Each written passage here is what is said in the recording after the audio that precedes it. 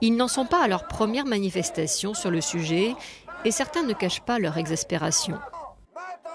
Je pense qu'il faut faire quelque chose. Ah bah oui, oui, ça devrait être fait depuis longtemps déjà. Donc là, je pense que les gens en ont ras-le-bol un peu parce qu'il n'y a rien de fait. Il y a 2 ans, ici même, l'association Rance Environnement, accompagnée d'élus et de riverains, avait organisé un rassemblement pour dénoncer l'inaction de l'État face à l'envasement de l'estuaire de la Rance. Depuis, ils ont obtenu la promesse d'un plan quinquennal censé aboutir à des solutions durables.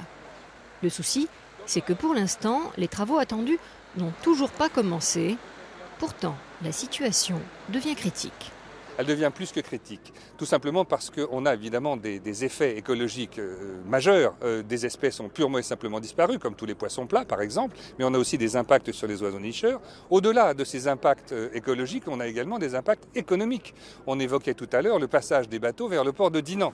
Le port de Dinan a perdu énormément de son tourisme fluvial dans les 10 dernières années, et c'est-à-dire un manque à gagner économique d'environ 2 millions d'euros par an.